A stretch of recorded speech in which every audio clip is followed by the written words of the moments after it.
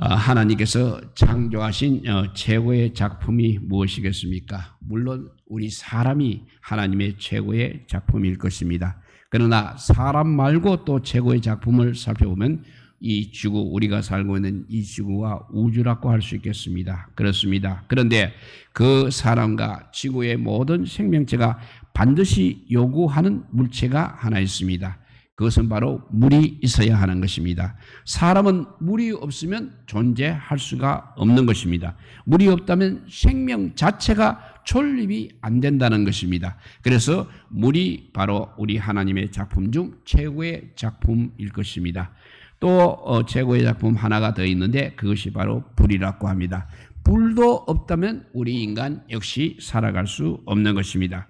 그래서 하나님께서는 하늘에 태양을 만드시고 그 태양의 결과로 우리 사람들에게 불을 주셨습니다. 우리가 사용하는 모든 불은 사실 이 태양 에너지인 것을 아시기 바랍니다. 나무도 석유도 기타 모든 불의 에너지는 태양에서 온 태양불 에너지의 산물이라고 할 수 있는 것입니다.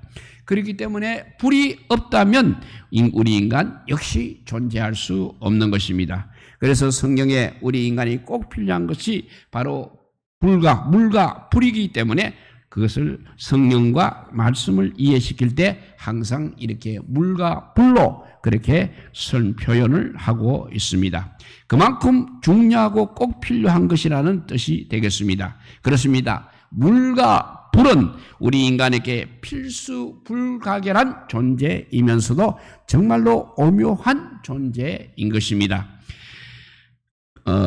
오묘한 존재인 것입니다. 물을 우리 화학기로 H2O라고 표기를 하고 있습니다. 그것은 H, 수소 2개, 그리고 산소 1개가 결합해서 된 것입니다.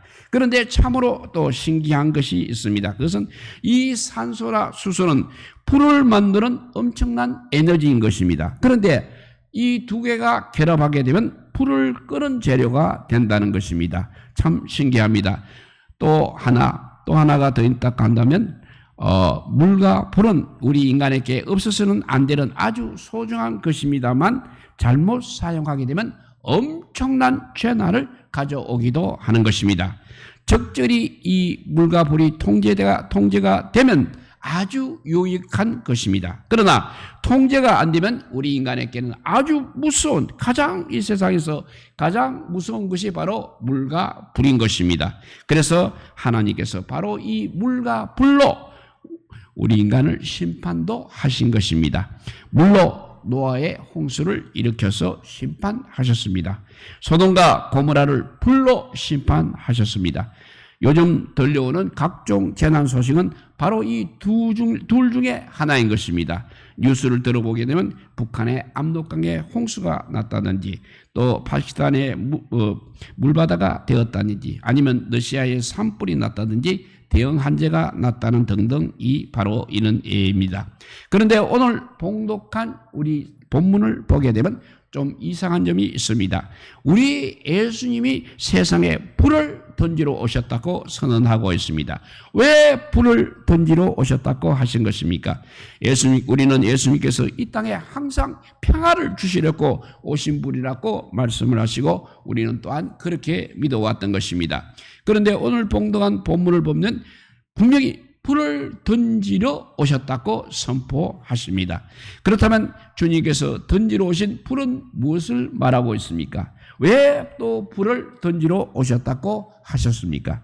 오늘 본문의 정황을 살펴보게 되면 예수님께서 이제 갈릴리 사역을 마치고 십자가를 지시기 위해서 예루살렘으로 올라가시는 초반 부분에 해당이 됩니다. 그때 예수님께서는 마지막 때가 되면 어떻게 해야 하는지를 제자들에게 가르쳐 주시면서 예루살렘으로 올라가시고 계셨습니다. 마지막 때 충성된 청진기로 살라고 하시고는 이 말씀을 하셨던 것입니다. 그렇기 때문에 우리는 오늘 봉독한 본문을 통해서 주시는 하나님의 말씀을 정말 귀담아 들어야 합니다. 그래서 몇 가지 질문을 하면서 살펴보도록 하겠습니다. 첫째, 예수님께서 던지신 불은 무슨 불입니까? 49절입니다. 49절 보면 내가 불을 땅에 던지러 왔노니 이 불이 입이 붙었으면 내가 무엇을 원하리려 했습니다. 여기에 우리 예수님께서 이 땅에 오신 목적이 기록되어 있는 것입니다. 그것은 바로 이 땅에 불을 던지기 위해서 오셨다는 목적인 것입니다. 그런데 그 말씀에 보면 아직까지 이 불이 땅에 던져지지 않았음을 알 수 있습니다. 그러기에 여기서 말하는 불은 우리가 일상에서 사용하고 있는 그런 불이 아닌 것을 알 수 있는 것입니다. 그렇다면 이 불은 무엇이겠습니까? 학자들마다 여러 가지로 다른 해석들을 하고 있기는 합니다. 그런데 본문의 전후 문맥을 살펴볼 때 일반적인 해석은 바로 성령이라고 보아야 한다는 것입니다. 예수님께서 우리 가슴 속에 성령의 불을 주시기 위해서 오셨다는 것입니다. 이 성령의 불이 임하는 어떤 이 현상이 나타납니까? 이 성령의 불이 임하면 정말 놀라운 일이 일어나는 것입니다. 성령이 불이 있는 사람을 보게 되면 너무 뜨겁습니다. 그래서 우리 속에서 우리 자신과 날마다 싸웁니다. 내 죄와 싸우고 있는 것입니다. 그래서 갈등이 일어나고 범민하고 괴로운 것입니다. 그런데 결국 성령이 승리하여 우리를 변화시키게 된다는 것입니다. 성령의 불이 있는 사람은 가정에서도 항상 전쟁을 치르고 있습니다. 가족 중에 믿지 않는 사람을 성령의 불을 가진 사람은 그냥 둘 수가 없는 것입니다. 그래서 싸우게 된다는 것입니다. 왜 싸우냐면 성령께서 우리 속에 불로 임하면 우리 인생관이 달라지기 때문입니다. 그리고 우리 가치관이 달라지기 때문입니다. 그렇기 때문에 믿지 않는 가족과의 충돌이 반드시 일어날 수밖에 없는 것입니다. 여러분 집안에서 지금 날마다 싸움이 혹시 벌어지고 있지는 않습니까? 대개 무엇 때문에 그 싸움이 지금 일어나고 있습니까? 돈 때문이라면 포기하시기 바랍니다. 자녀 때문이나 자녀 문제도 역시 내려놓으시기 바랍니다. 그러나 포기할 수 없는 중요한 싸움이 있습니다. 그것이 바로 영적 싸움이라는 것입니다. 그 영적 싸움은 우리가 포기하면 안 된다는 것입니다. 성령이 임하여 불이 있는 사람은 믿지 않는 영혼을 보게 되면 그냥 방관하고 지나갈 수가 없다는 것입니다. 마치 이런 것과 같습니다. 우리들의 미성년 자녀가 혹시 담배를 피우다 걸렸다고 합시다. 그 어린 아이가 음란 동영상을 보고 있다고 합시다. 그렇다면 우리들은 그 아이를 어떻게 해야 됩니까? 그야말로 말 그대로 반은 죽여놓아야 할 것입니다. 왜냐하면 그대로 두게 되면 그 아이가 망하기 때문인 것입니다. 그리고 우리들의 아이가 학교에 안 가고 딴 데 놀러를 간다고 칩시다. 그리고 날마다 나쁜 아이들하고 놀다고 합시다. 그러면 너 멋대로 살라고 그냥 두게 됩니까? 그러다가 교도소에 들어갈 게 너무나 뻔한데 그냥 구경만 하고 있는 부모라면 우리들은 어떤 부모가 되는 것입니까? 남의 자식이 그러면 그냥 말세야 하고 구경만 할 수도 있겠습니다. 그런데 내 자식이 그러면 절대로 그냥 두지 않는 것입니다. 왜냐하면 책임이 있고 그대로 두게 되면 그 아이가 망하기 때문입니다. 마찬가지입니다. 우리 속에 성령의 불이 임한 사람은 예수님을 믿지 않는 사람을 영원한 예수님을 믿지 않는 사람이 영원한 지옥불에 들어간다는 것이 우리 하나님의 약속임을 믿고 있는 것입니다. 그래서 우리가 그렇게 믿고 있기 때문에 믿지 않는 식구가 있다면 그냥 구경하고 있을 수가 없다는 것입니다. 정말 아까 말대로 반은 죽여서라도 믿게 해야 하고 들려들겨 펴서라도 믿게 해야 하는 것입니다.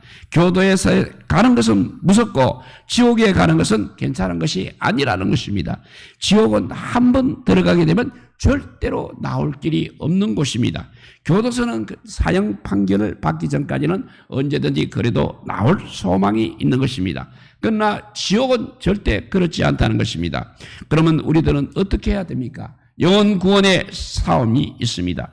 정말 그 싸움에는 우리가 치열하게 싸워야 하는 것입니다. 절대 양보하지 않고 싸워야 하는 것입니다. 왜냐하면 이 싸움을 양보한다는 것은 망하도록 그렇게 망하도록 하는 것이기 때문입니다. 그렇다면 이 싸움은 얼마나 고통스러운 것입니까? 그러나 걱정하지 마십시오. 이런 싸움이 있는 사람이 오히려 행복한 싸움인 것입니다. 행복한 사람인 것입니다. 시편 126편 6절에 보면 울며 씨를 뿌리러 나가는 자는 반드시 기쁨으로 그 곡식단을 가지고 돌아오리로다 라고 했습니다. 반드시 거기에는 열매가 있기 때문에 행복한 것입니다. 그렇기 때문에 전도하기 위해 치열하게 싸우는 사람은 울며 씨를 뿌리는 나간 사람이라 할 수 있는 것입니다. 그리고 그 결과는 복이 있는 것입니다. 어떤 사람은 교회에 나오자 마음에 갈등이 생깁니다. 날마다 더 죄를 짓는 것 같습니다. 그래서 마음속에서 늘 싸움이 일어나고 있습니다. 결국 너무 괴롭고 힘들어 견딜 수 없습니다. 그래서 신앙을 포기하는 사람도 없지 않아 있습니다. 몰라서 그런 것입니다. 그것이 바로 성화되어가는 과정임을 몰라서 그렇게 포기하게 되는 것입니다. 또 어떤 사람은 교회에 나오자 가족 간에 갈등이 생기고 싸움이 일어났습니다. 그러다 보니까 너무 괴롭고 또한 힘들어서 교회에 나오는 것 역시 포기하는 사람도 있습니다. 그것도 몰라서 그렇다는 것입니다. 그렇기 때문에 그런 사람들에게는 이 싸움이 어떤 싸움인지 잘 알게 해 주어야 하는 것입니다. 그래서 깨닫게 해 주어야 하는 것입니다. 분명히 이 싸움은 승리하고 이기게 될 때 그 기쁨은 정말 세상에 줄 수 없는 말할 수 없는 기쁨이 되는 것입니다. 성도 여러분, 우리들의 가정이나 직장에 믿지 않은 사람이 있습니다. 그런데 전혀 갈등이 없다는 것은 내에게 불이 없다는 것입니다. 그렇기 때문에 내 속에 정말 성령의 불이 계시는가를 항상 점검해 보아야 하겠습니다. 내 속에 이 성령의 불이 없다면 우리들 역시 사단에게 속한 사람이 될 수 있는 것입니다. 그래서 로마서 8장 9절에 보면 만일 너희 속에 하나님의 영이 거하신다면 너희가 육신에 있지 아니하고 영에 있나니 누구든지 그리스도의 영이 없으면 그리스도의 사람이 아니라고 했습니다. 반대로 우리들이 예수님을 믿는 사람이라면 우리들 속에 항상 성령의 불이 있어야 하는 것입니다. 이번은 우리로 하여금 영적 싸움을 하여 승리하게 하는 불입니다. 이렇게 예수님께서 던지러 오신 불은 성령의 불이라고 말씀드렸습니다. 두 번째, 그러면 이 주님께서 주시는 이 성령의 불은 어떻게 나타나는 것입니까? 이 불은 일반적으로 세 가지로 나타납니다. 첫째, 말씀을 통해서 나타납니다. 예수님께서 우리에게 오신 목적은 이 땅에 성령의 불을 던지러 오셨다고 하셨습니다. 그 방법이 무엇이겠습니까? 성령은 우리 속에 임재하셔서 복음이 믿어지게 하시는 분이십니다. 그래서 그 복음은 우리를 변화시켜서 예수님의 사람으로 만들어 가는 것입니다. 그러니 우리 속에서는 항상 옛사람인 육신의 사람하고 또 성령께 속한 새 사람이 전쟁을 벌이게 되는 것입니다. 이때 말씀이 바로 우리에게 약이 된다는 것입니다. 다른 비유로 말하자면 이 복음은 우리 몸에 백혈구 같은 존재가 되는 것입니다. 의사들의 이야기를 들어보면 사람이 보통 하루에도 수백만 개 병균을 먹고 있다고 합니다. 우리 눈에 깨끗하게 보이는 물 한 잔에도 몇백만 마리의 병균이 있다고 합니다. 그런데도 큰 탈이 없이 잘 살아가고 있습니다. 그것은 우리 몸 피 속에 백혈구가 있어서 해로운 병균들을 다 잡아먹어 버리기 때문입니다. 그렇기 때문에 우리가 그래도 건강할 수 있다는 것입니다. 마찬가지로 우리 마음에도 항상 이런저런 사단의 공격이 있게 마련입니다. 그런데 이 사단의 공격을 이기려면 하나님의 말씀이 반드시 내 속에 있어야 하는 것입니다. 그 말씀은 성령을 통해 깨닫게 됩니다. 또 성령을 통해서 에너지를 갖게 됩니다. 그래서 결국은 승리하게 된다는 것입니다. 그래서 하나님의 성령은 이렇게 말씀을 통해서 사람을 변화시키는 불인 것입니다. 그래서 말씀이 불이라고 또 표현하기도 하는 것입니다. 초대교회를 보십시오. 베드로의 설교를 듣고 많은 사람들이 변화되었습니다. 어찌할꼬 하며 가슴을 치고 회개하게 되었습니다. 하나님의 말씀은 이래 불과 같아서 우리의 마음에 들어가기만 하면 우리를 견디지 못하게 하기 때문에 그렇습니다. 이렇게 성령의 불은 말씀을 통해서 나타난다고 했습니다. 두 번째는 이제 기도를 통해서 나타납니다. 우리 가슴에는 이 기도의 불이 또한 붙어야 하는 것입니다. 이 불도 그냥 쉽게 붙지 않습니다. 성령께서 불을 붙여주셔야 하는 것입니다. 현대의 많은 기독교들이 이 기도의 불이 자꾸 꺼져가고 있습니다. 그러면 아무것도 안 되는 것입니다. 그러나 성령께서는 우리 심령에 계시면서 우리로 하여금 항상 기도하도록 요구하고 계십니다. 우리가 연약하여 빌 바를 알지 못할지라도 우리 성령께서 반드시 도와주십니다. 성령께서 말할 수 없는 탄식으로 우리를 위해서 또 친히 간구하시기도 하십니다. 성령님은 그래서 기도의 영이라고 하십니다. 우리 마음속에 기도하고 싶은 불을 붙여주시는 분이십니다. 문제는 우리 육신의 게으름과 기도의 중요성을 모르고 있다는 것입니다. 물질 문명이 발달하다 보니 그다지 기도가 필요 없다고 생각하기도 하는 것입니다. 그러니 기도가 없어지게 되면 우리 믿는 자는 반드시 시험에 들게 되는 것입니다. 그래서 시험에 들지 않게 끼어 있어 기도하라. 마음은 원이로되 육신은 약하도다고 말씀하셨습니다. 우리는 기도에서 성령의 불을 경험하게 되는 것입니다. 기도할 때 처음에는 심령이 뜨거워집니다. 그렇기 때문에 기도를 드리는 사람은 기도하다 보면 그 기도의 불이 내 뜻, 내 욕심, 내 고집, 내 생각들을 다 내려놓게 하는 것입니다. 오직 하나님의 뜻만 남게 되는 것입니다. 그러고 나면 얼마나 기쁜지 모릅니다. 이렇게 주님께서 주신 불은 말씀을 통해서 나타나고, 두 번째는 이렇게 기도를 통해서 나타나고 있습니다. 세 번째는 전도와 선교를 통해서 나타납니다.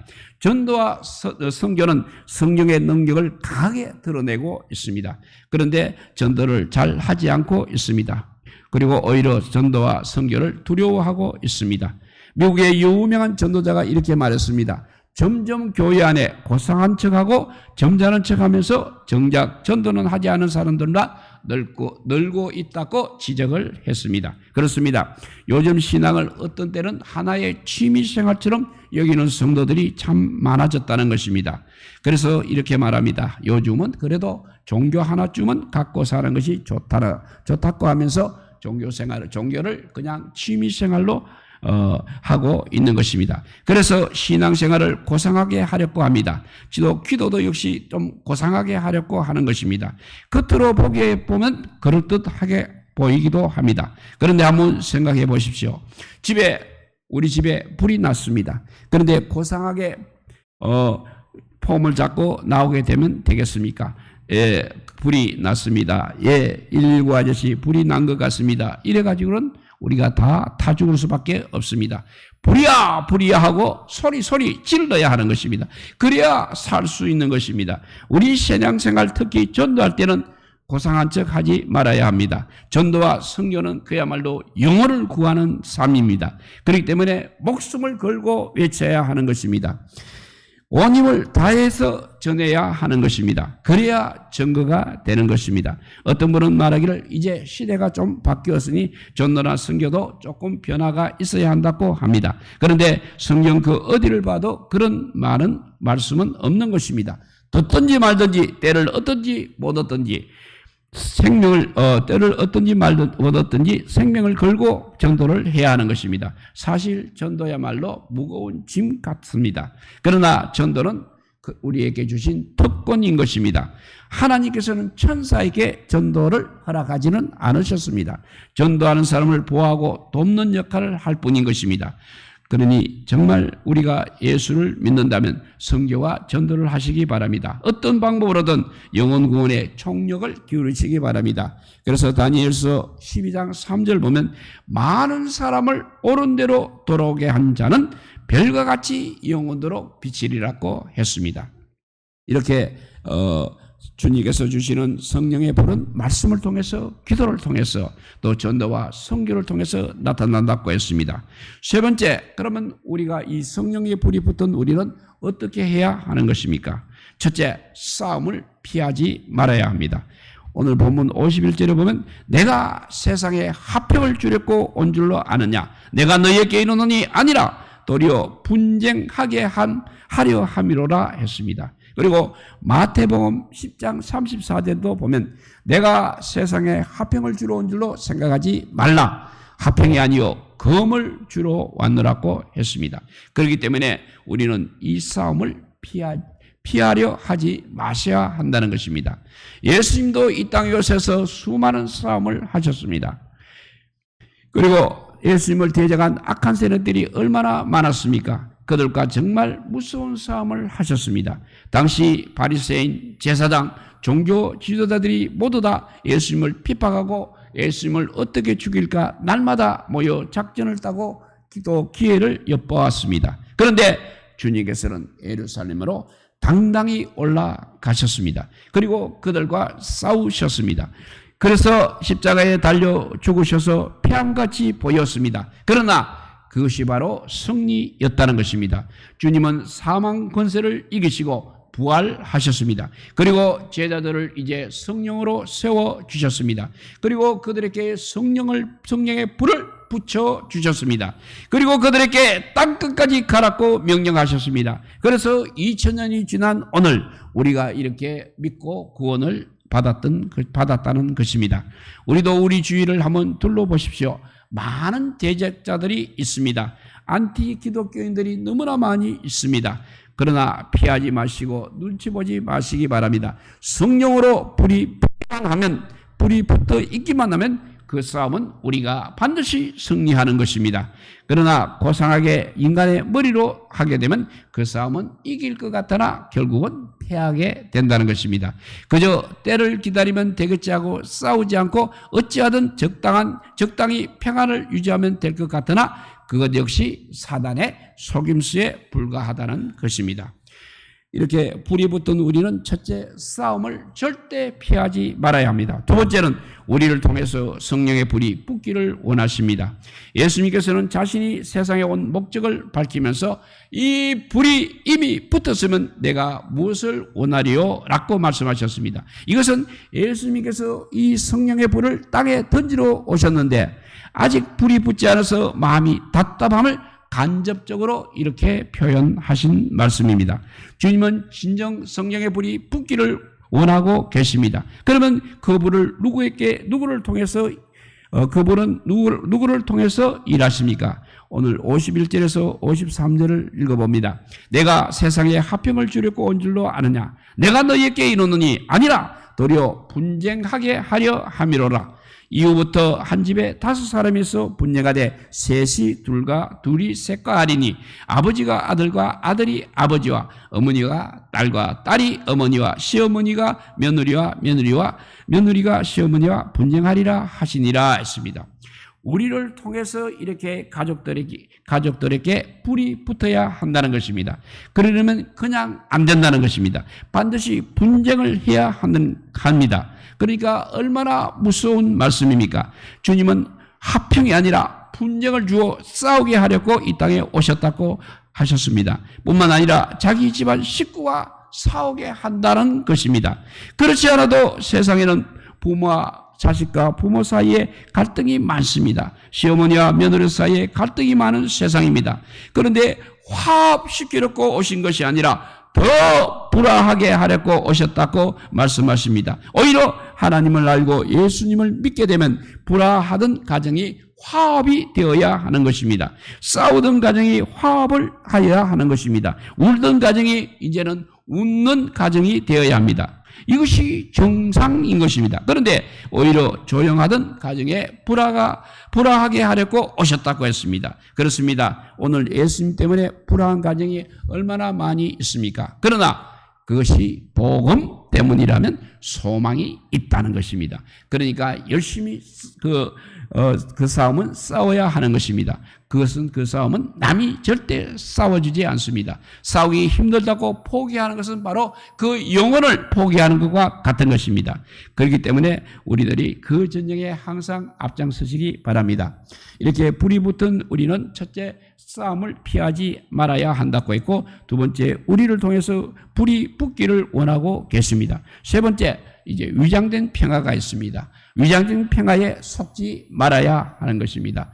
우리 가정은 예수님을 모를 때는 겉으로는 너무나 평안했습니다. 왜냐하면 믿음에 대해, 하나님 나라에 대해, 영생에 대해, 구원에 대해 모르고 있기 때문에 모르는 게 약인 것처럼 그런 대로 화평을 유지하고 살아갑니다. 그런데 이 평화가 가짜라는 것입니다. 위장된 평화라는 것입니다. 그래서 속으면 안 된다는 것입니다. 그 가정에도 예수 복음이 반드시 들어가야 합니다. 그러면 그것이 바로 사는 길인 것입니다. 그렇게 우리들은 우리들 주변에 믿지 않은 사람과 설설 피하지 말아야 합니다. 항상 그들에게 가까이 다가서야 합니다. 그리고 그들에게 성령의 불을 던져야 하는 것입니다. 그래야 그 가정이, 그 사람이 살게 되는 것입니다.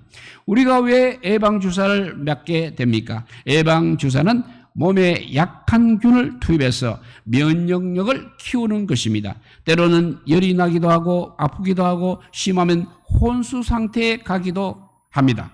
그러나 그 과정을 거쳐 면역력이 생기게 되면 그 병균이 몸에 들어와도 우리는 결코 쓰러지지 않는 것입니다. 마찬가지로 예수님께서 우리에게 성령의 불을 던지셨습니다. 그러나 제자들과 무리들은 그 뜻을 잘 이해하지 못하고 있습니다. 그러니 예수님의 마음은 참으로 답답하신 것입니다.